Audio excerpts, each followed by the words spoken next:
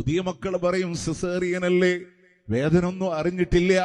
പ്രിയമുള്ളവരെ, അള്ളാന്റെ ഖുർആൻ പറയാണ് ഫീ ദുലുമാതിൻ സലാസ്, 3 ഇരുട്ടറകളിലാണ് ഗർഭാശയമുള്ളത് എങ്കിൽ ആ 3 അറകളും കീറിയിട്ടാണ് നിന്നെ പുറത്തെടുക്കുന്നത് എങ്കിൽ 3 അറകളും തുന്നിച്ചേർത്തുകൊണ്ടാണ് ഉമ്മാന്റെ വയറിനെ പഴയ രൂപത്തിലേക്ക് കൊണ്ടുവന്നത് എങ്കിൽ അതിന്റെ അനസ്തേഷ വിടുമ്പോ, അതിന്റെ തരിപ്പ് വിടുമ്പോഴുള്ള വേദനയുണ്ടല്ലോ.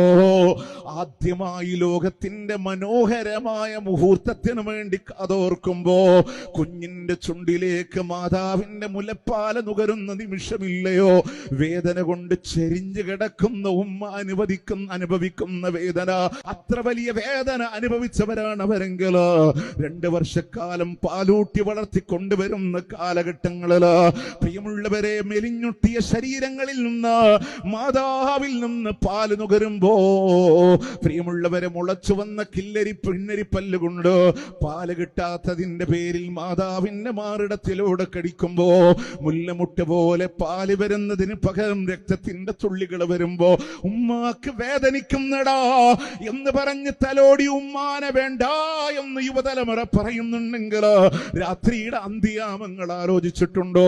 പകല് മുഴുവനും ജോലി ചെയ്യുമ്പോ മക്കള് കിടന്നുറങ്ങുകയായിരിക്ക, രാത്രി ഒന്ന് വിശ്രമിക്കാൻ കടന്നു വരുമ്പോഴാ കരയുന്ന നിങ്ങളെ താരാട്ട് പാടി ചേർത്ത് വെച്ച് ഉമ്മാന്റെ ക്ഷീണം എത്രയാ, ഉമ്മാന്റെ പ്രയാസം എത്രയാ. ഇന്ന് വളർന്നു വരുന്ന കാലഘട്ടത്തിലും ആലോചിച്ചിട്ടുണ്ടോ നിങ്ങളോ?